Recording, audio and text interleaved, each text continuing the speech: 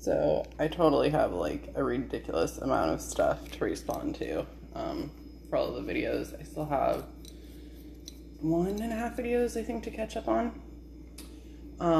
But you were sitting there talking about like feeling the anxiety bubbling up. And it was just funny because as you were talking about it, I was like, I know exactly what that feels like exactly. Because it's literally like what's happening to me is like, I just like feel the anxiety bubbling up. And it's like, it really shouldn't. I think the only thing causing like actual stress right now is money, which I don't like at all. It's definitely something I need to like get over. I think I need to ask my therapist for like some specific help with getting over that block when it comes to money, because she's been posting her like, so she has her Instagram account, and then one of her colleagues' friends has an Instagram account, and then together they have Fuck Normal, I Want Magic as their Instagram account, but it's like F Normal, I Want Magic. And they just did this like retreat about it and stuff like that. And they've been posting a ton of stuff about money. And I think I need to ask my therapist for like some specific guidance of how to get over that hump, because it has nothing to do with me not making enough money, me not being like worthy of money.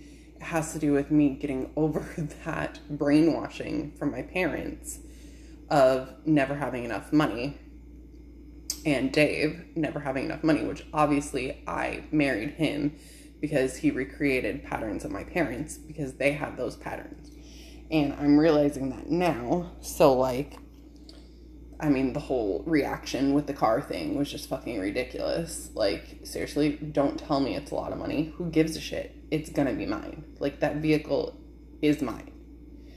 And it's like, I deserve it. I know I can achieve it. And I don't need your shit telling me that I can't get it because it's a lot of money. Like, seriously, like, it's just so frustrating how completely non-supportive they are.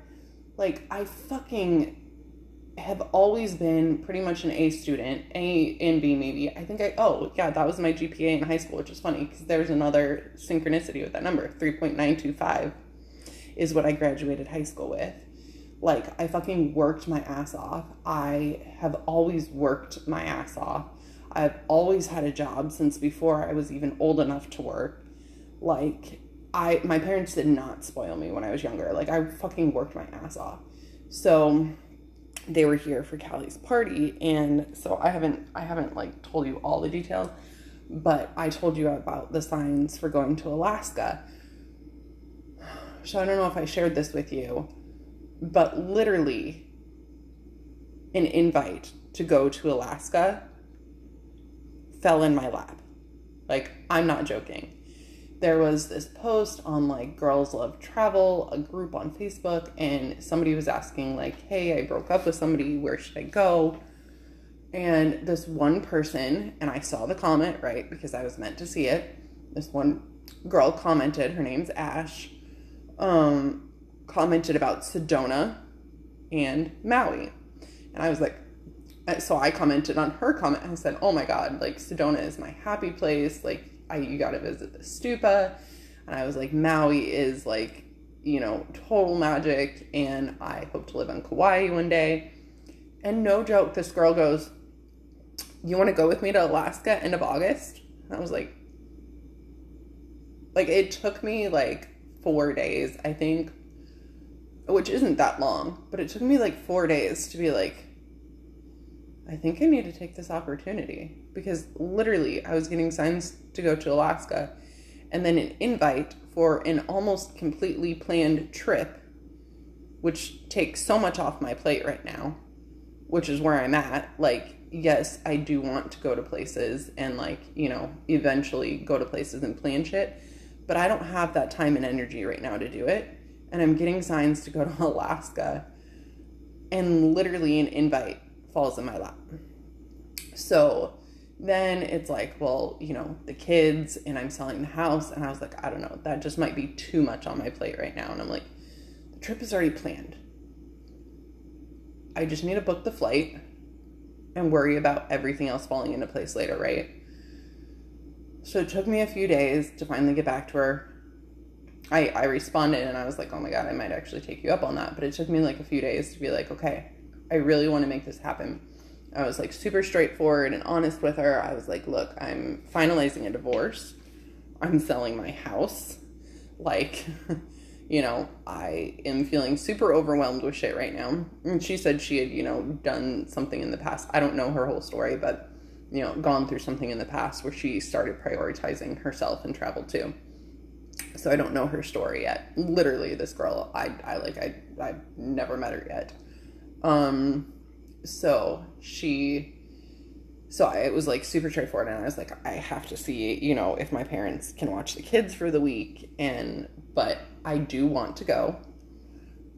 I'm going to do my best to book the flight here, you know, but I just want to let you know where I'm at, because she asked me, you know, for some info and stuff, and I was like, I don't know for sure yet that I'm going. I really want to commit, but you just keep planning your trip, you keep doing you, and then if it works out that I can go, then awesome. So then it's looking like everything's going to fall into place because of selling the house. So my parents initially wanted August 20th for me to sell the house, to put it up on the market. My realtor wants me out of the house for a week. 1 week. So they list it on Thursday. So they expect me to be out, I believe, on Thursday. I'm not sure. On Thursday. Then they do an open house over the weekend. And then that way people can come back you've sold a house, you get it. That way people can come back to, you know, have their people walk through their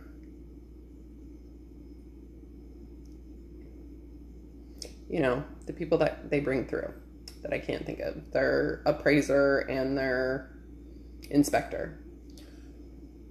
So my dad originally wanted like the 20th, I think, but that wasn't gonna work because, he didn't want it on his birthday. My dad's weird. What the fuck? Like, you never celebrate your birthday. You guys have gone through this whole thing where you guys have like stopped celebrating Mother's Day, Father's Day, birthdays. Like, why the fuck does it matter if we're there on your birthday? But again, it's because it's all like meant to be and happening for a reason. So I know, right? I could turn on the light and do this. I'm in the kitchen. So I'm gonna explain everything in a minute. So, like, it wasn't gonna be exactly the time. And then I was like, so my parents were giving me a hard time about staying with them for a week. And I was like, okay, that's fine. Like, I just need to know, yes or no. Can I stay with you for a week? And they're like, well, we don't know. We need to know the exact date. Like, I can't remember if I told you all this or not. They're like, well, we need to know exactly when, blah, blah. I'm like, I can't give you an exact date because I don't know it. But it's looking like, you know, like mid to late August, or I think second week in August, or, you know, something like that. And they go, and I was like, well, they were like, well, we need to know the exact date. We need to know exactly, like, when are you going to be here? I'm like, I don't know that. I can't tell you. Is there a week that does not work for you? And then that way I can let my realtor know this week does not work. Because that would be helpful. So this whole like going back and forth thing on the phone, they refused. They just kept saying, well, we need to know when. I'm like, I don't know. Like, I can't give you that answer right now. I was like, is there a week where it would not work for me and the kids to come stay with you? And then I can make it a different week. And I was like, or if you don't want me to stay with you, just let me know and I will figure out something else. Like, oh my God. So then it was funny because then I was talking to Carissa, and Carissa's like, well, you did say that they're like more likely to be there for you financially than be there for you, like, to help you out. She's like, why don't you ask them to put you up in an extended stay? And I was like, that's a really good idea. I was like, they take pets, right? And she's like, yeah, I'm pretty sure. Because I would have to have Posada with me. Parkour, I'm probably just going to leave her here because trying to wrangle her up and bring her to a hotel room or like my parents' house would, yeah, like, she's not any, like, I don't even know how I'm going to wrangle her up to move. Like, she's going to have to be the last thing I collect. Then it's going to have to be like, hey, I'm going to collect you. And, you know, like, I don't know yet how I'm going to catch her because I haven't touched her in I don't know how long. So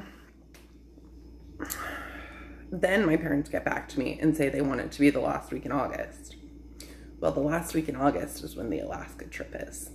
She's leaving on the 28th, I think, and so I looked up flights, and I would leave on the 28th from here, and I would come back on the 5th. Why Frontier? When we were in California, I got the whole, message, like, stop off in San Francisco. And I was like, okay, sure. Like, I don't know why. Like, I didn't really have any desire to go to the city. This wasn't like a wanting to be social trip, but more like a connection to nature trip. So I was like, why am I going to San Fran? But okay, I reached out to a couple people that I knew that used to live there, and they don't live there anymore.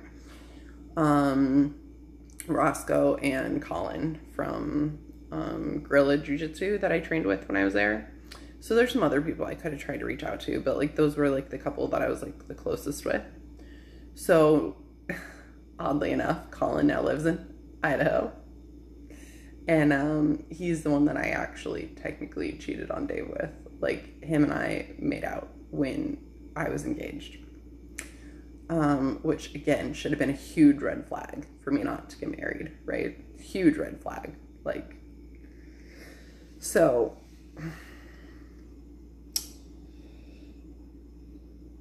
And Roscoe lives in Tennessee, which is funny because that's also where, or like 3 to 4 hours, he said, from the Smokies. And Tim lives like right by the Smoky Mountains. Like, can I have a trip planned to go visit them? Because that would be amazing to go visit the Smokies. And then you were talking about it. Oh my God. So that's 3. Okay. So there's my 3 signs. So on the 4th one, I act. So the next time something lands in my lap about the Smoky Mountains, I need to go. Holy crap, I just realized that. That's funny. Needed to put that. Oh, well, plus Mark. Well, okay, so Roscoe didn't technically say. I asked him how far he lived from there, and technically Marjorie told me she was visiting there. So technically it was Marjorie, Tim, and you. So lots of synchronicities about the Smoky Mountains. So I have another trip in my future. I'm just like the traveling queen. So I'm totally wheezing because I just got back from a run with Passato, and I'm going to go again, which is where I'm going with all this eventually, ADD me. So I am such a storyteller. I really am. Like, I am a straight up storyteller. Maybe that's something that I do too, like with my career. I don't know. So,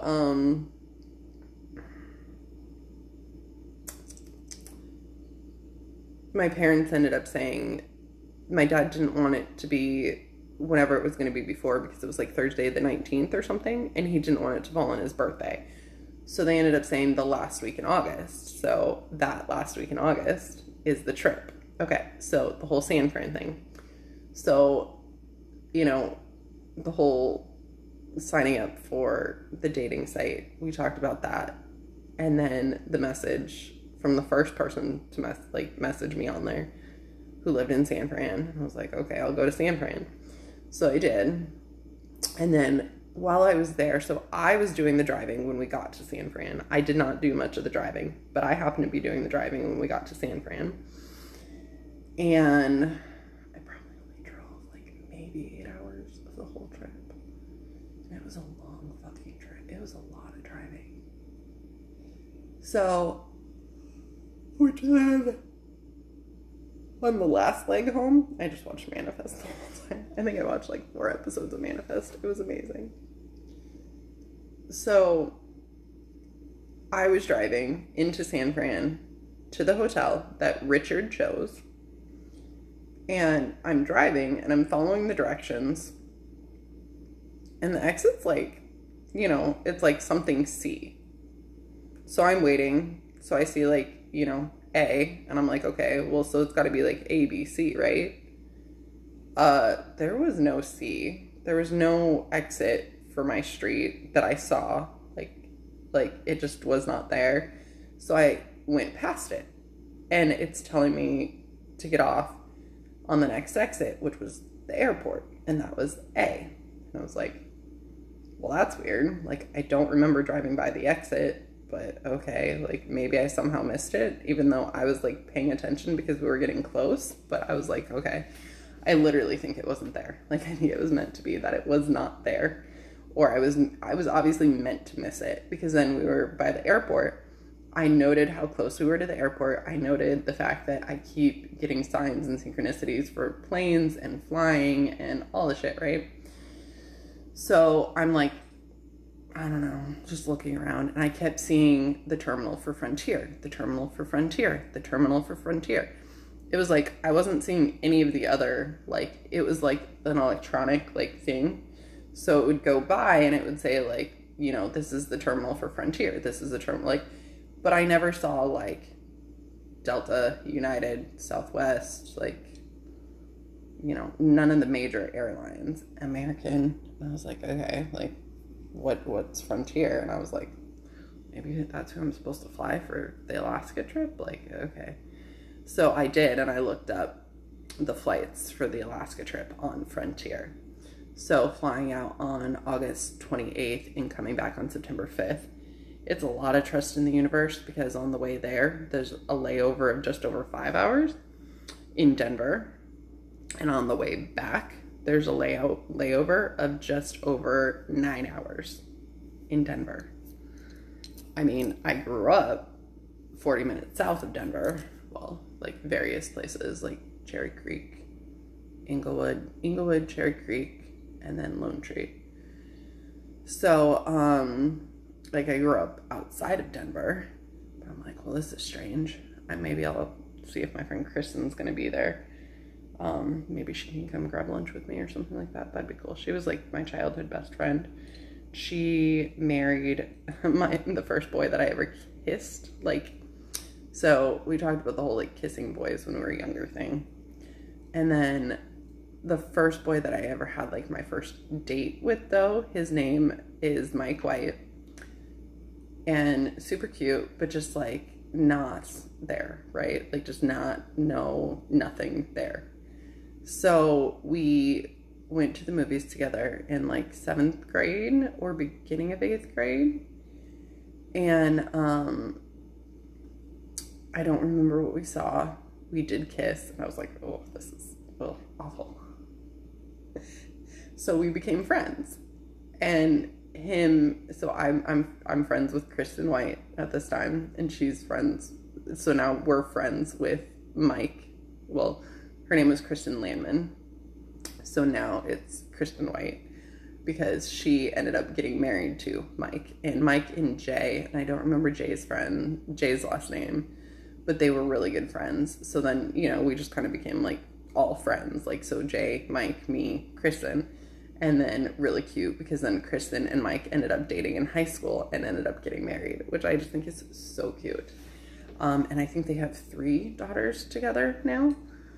So we met up once when Dave and I went out there to go snowboarding. And then the next time I went out there, we did not meet up. But maybe I'll see if she wants to go grab lunch. She was like my best friend for sure for a while. I was really sad to move, you know, because I actually had like a good friend. Like, I had a good friend group when I moved from Colorado. So, lots of trust in the universe, because that's a long layover. Like, what did I just say? 9+ hours? Like, that's a long layover. But I chose the flight. So, then my parents want us to do the showing the last week in August, which is when the trip is, and the kids and I would just stay there. I'm just gonna see, you know, just, you know, let Dave know, hey, I'll take the kids for the week. So I'll be there with my parents for part of the time, and then go to Alaska, and then coming back, and then I'd probably bring the kids back home, and then looking at moving into the apartment. So all this stuff should be like fun and exciting, right? And not stressful. But my parents were here for Callie's birthday on Saturday, and I was like, just fucking ask. Like, it was my therapist, basically, like, just ask, you know, like, who knows, maybe they really want to help you, you know. And she told me a story about how she was actually married. she did the whole big wedding, the whole, all the stuff to this guy. She was like, he's a great guy, nothing wrong with him, just not for me. She said we were married for 6 months, and I realized I didn't want to be married to him. And she was like terrified of telling her parents, like, just shame, of, hey, we did this super big, expensive wedding, and now I don't want to be married to this guy. And she said when she told her parents, they were like super supportive, super understanding, super helpful. She was like, they really wanted to help. So she's like, just ask. You never know. Maybe they really want to help. And I was like, they're going to refuse to drive my daughter to school. I already know that, right? Like, and of course, because I said that, I made it a reality. But it's like, is that intuition or is that literally me making it reality? So she goes, well, you never know. Like, they might want to. I'm like, okay. Well, I'll just ask. So waited until everybody had gone from the party, and I asked my parents about Alaska, and of course their immediate reaction is no, and no, we're not going to help you with that. No, like, you don't have the money for that. No, we're not driving Callie down to school, blah, blah, blah. And I'm like, okay, well, I'd appreciate you guys just thinking about it. And yeah, they're like, we're not helping you. Like, we're not doing this for you financially. We've already helped you out so much, and like, this much in the last 2 years. And I'm like, don't fucking start guilt tripping me about how much you've helped me. Like, don't help me and then throw it back in my face. That's not fucking cool. If you're gonna help me, help me. Don't help me and then make me feel guilty about you helping me. I don't need that shit. Like, if you want to help me, help me. If you don't want to help me, don't help me. But don't help me and then fucking make me, like, throw it back in my face and try to make me feel bad that you fucking helped me. No. So I was like, whatever. Like, this is their shit. And my mom goes, well, or I don't know if it was my mom or dad, but they're like, well, the well's running dry, blah, blah, blah. And I'm like, the well's not fucking running dry. I know my parents have plenty of money. Like, I do not need to hear this shit. Like, Dave's parents used to brag about being millionaires, and my parents always got mad that they would brag about it. And they're like, well, we're better off than that anyways. And I'm like, okay, so seriously, like, I know my parents are just fine. But my mom's like, well, we're not even going on trips right now. Like, she started to like get emotional and cry. And I looked at her, so I go, so go on a trip. Like, again, don't make me feel guilty because you guys are choosing not to go on a trip. They chose not to go travel during COVID. That was their choice. That was on them. They did just go for a trip. If you want to go for a trip, go for a fucking trip. Like, hopefully you can be there for my daughter's birthday, but if not, then fine, whatever, like, go on your trip. Hopefully I can come stay with you for a week. If not, fine, like, or I'll plan around your trip. Like, don't sit there and don't make it seem like it's my fault that you guys are not going on a trip. That is all on you. And it's just like bullshit too, because it's like, the whole what goes around comes around. Like, if you guys help me get through this and help me get to a healthy, stable point, then I can help them later in life too, So even though I don't think they're going to need that because they have a shit ton of money, like, I don't, but it would be like what goes around comes around. Like, you help somebody, then you get help. So it was just like one of those things where, like, I was just like, whatever, like, this is your parents' issue. This is their shit. Like, don't take this personally. Don't start feeling unworthy of help because they're making you feel guilty, like, that they're throwing the fact that they've helped you in your face. Like, don't fucking fall for this shit. Just, realize that that's their stuff. And I am super grateful. And I told them that. I was like, I'm super thankful for all of your guys' help, like, over the last couple of years. And I'm asking you if you can help me with this. And if you can, awesome. And if not, then okay. But I'd appreciate you guys just thinking about it, because now the divorce decree is due August 30th. And I would really like to do this for myself as a celebration for finally being unmarried.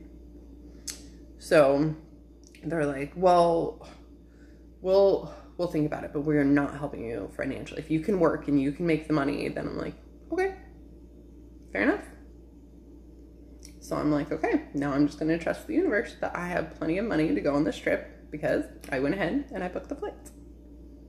So I already spent the money for the flights, and I'm just going to trust that I have plenty enough money for this trip, because I feel like this trip is a meant to be. I feel like this trip is meant to be for me to go along. Like, you don't just get invited to a trip to Alaska when you're getting signs to go to Alaska, and it doesn't just happen to line up with the week that you're gonna be staying out of your house, and your parents already said that that's the week that they can take the kids, for a week, and it's all just falling into place, where I'm like, it has to be I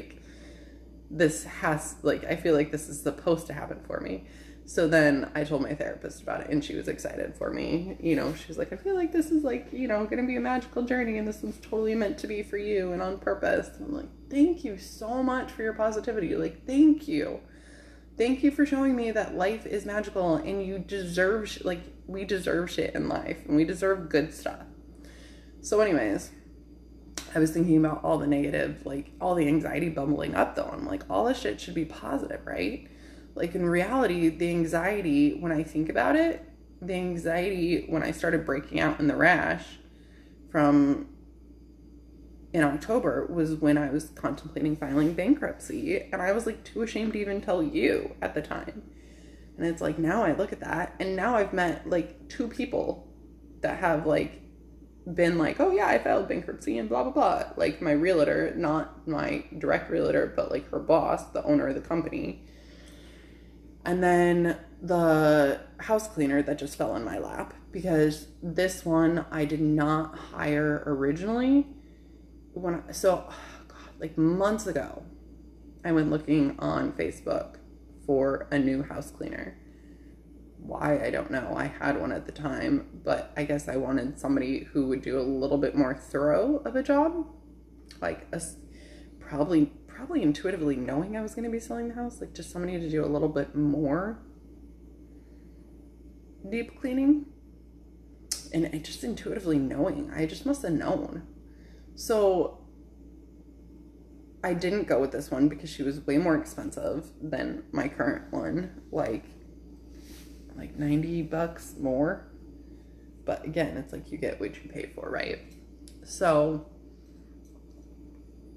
I don't know. I mean, that saying applies here. So this one reaches out to me end of June. So I didn't end up going with her back then. I didn't end up scheduling with her. I don't remember, but I remember having a conversation with her on Facebook and not following through with it. But she texted me. So I don't know, we must have texted at some point, but I didn't have a text thread. And she said, she reached out to me end of June asking if I needed house cleaning services. And I was like, no thanks, I'm good. At that time I still had Tolly. So then fast forward a month, and I messaged Tolly and she didn't get back to me. And I had this feeling, I'm like, I think I'm supposed to message Cynthia, because I don't think Tolly's cleaning houses anymore. Just that feeling, right? So I waited a little bit more, so I got busy with stuff and just didn't follow through with doing it. And then Tolly messaged me and was like, I was out of the country, sorry, she's like, I'm back, I'm not cleaning houses anymore, I'm gonna be staying home for my family. And I was like, okay, cool, good luck with everything, I hope everything's okay and whatever. And then I messaged Cynthia and said, when's the next day that you have availability? So she came and cleaned the Friday before the party, and she mentioned having filed for bankruptcy too. And God, so we owed the IRS, we owed them over $125,000 originally. It did get down to $100,000, I think. And I'm gonna call tomorrow and see, this is where I'm just gonna say, it'd be so nice if they were like, you owe $3,000 and Dave owes $7,000. I'm like, okay, cool, here you go. So then that the owner of the company, the realtor company, told me she filed bankruptcy back in 2010, I think she said, for over $900,000 that they owed the IRS. And I was like, holy shit, now I don't feel as bad, because that is a shit ton. I thought we owed a shit ton. And then the house cleaner said that she filed bankruptcy for like $36,000 of debt. And I was like, I really like just should not have even felt bad, because it's like, obviously people go through this. I'm not the only one. It's not, like that big of a deal. And I definitely have huge shame triggers around money. Huge. Like, definitely feelings of inadequacy there that I need to work on and work through. Because I'm a fucking amazing doctor. God, I have always fucking worked my ass off. And I have always had money. Like, I bought myself my first car. Yeah, I was a sophomore in college, but I bought it for myself. My parents said that they would help me with repairs, which they did, because remember, then the timing belt broke when we went on that camping trip, you, me, and Hallie. Oh man, that was a fun ride, if you remember that, where poor Camille was like the whole time. And then my parents wouldn't even let me stay for the trip. They like made me come home and get it repaired. And I'm so fucking mad, like, for missing out on the trip. It's like, it's still gonna be broken when I come back. If I could go back and do that, I'd be like, no, I'll bring it home when I'm done with the camping trip. It's not gonna matter. God, I'm so mad at that for missing out on that. See, so you did go on some sort of a camping trip, because that was some sort of a camping trip, some sort of a Presby outing.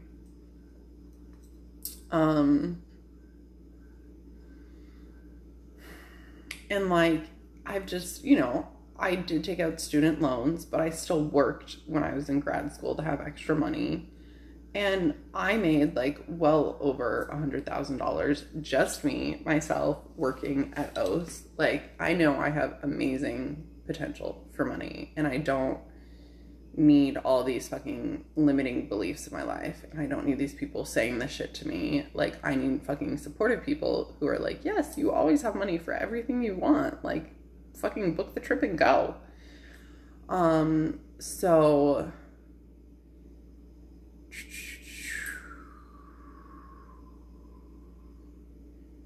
then I felt the anxiety bubbling up again, and I'm like, I think it's because of money again, because I'm stressing, because I'm not working.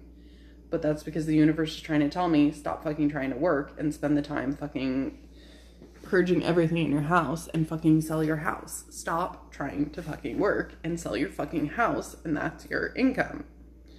Okay, plus my settlement that's coming.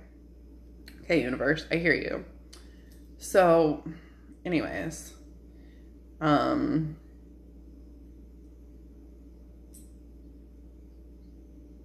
I do know I still have like a bunch of checks coming from BCBS too, Blue Cross Blue Shield, from that patient.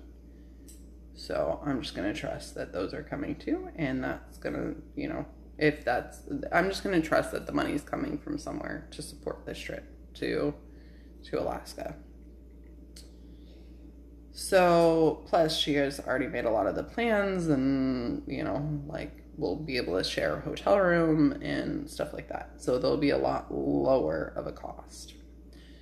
So I think, though, a large part of the anxiety that I'm feeling is like financial anxiety. So that's where it's the same thing of like, okay, I want to prove that I make enough money. Yes. But I think what's making me really mad right now is people's negative, like my parents' negative opinions that I don't have enough money, that I'm not worthy of having certain things like the car that I want.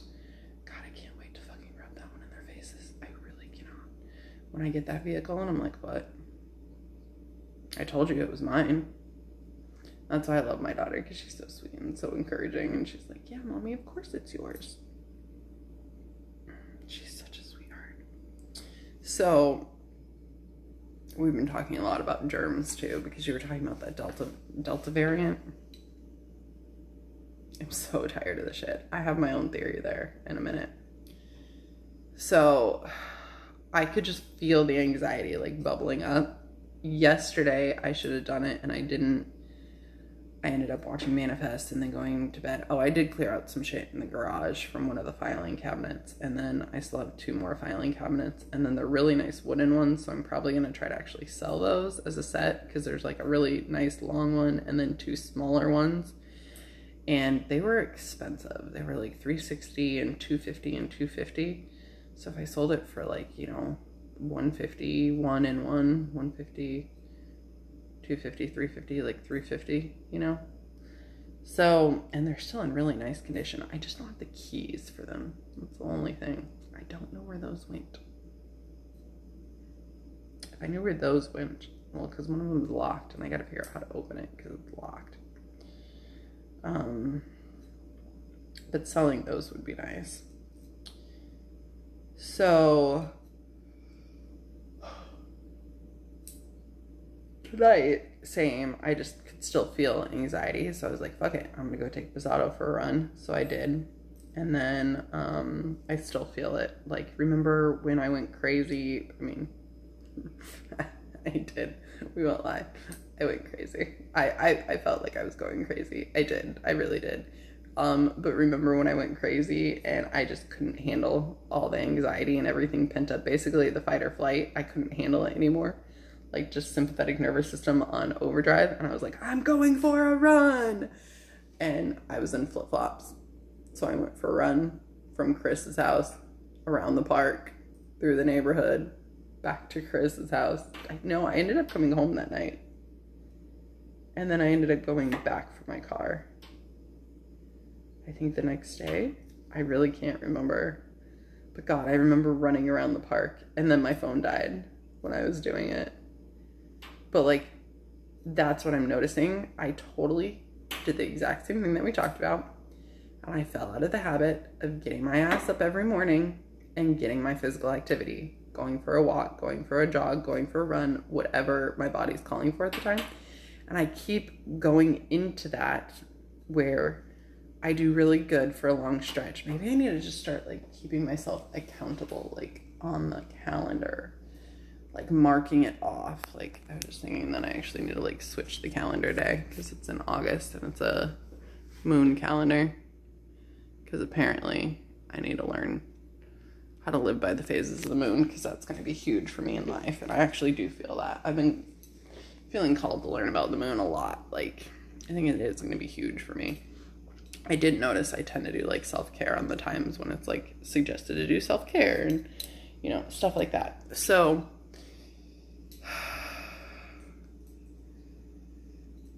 I was like, fuck, I need to go for a run.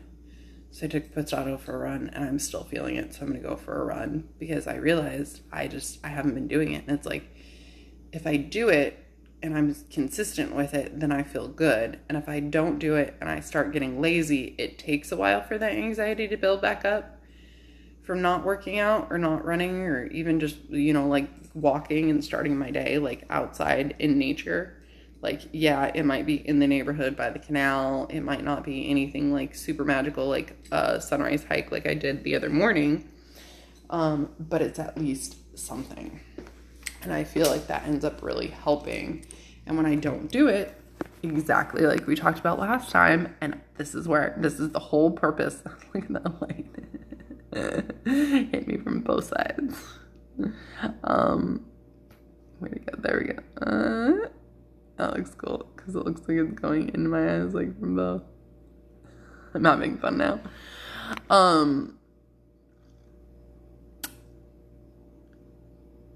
That when we talked about it last time, it was the same thing. I noticed anxiety bubbling up when I wasn't being consistent with physical activity.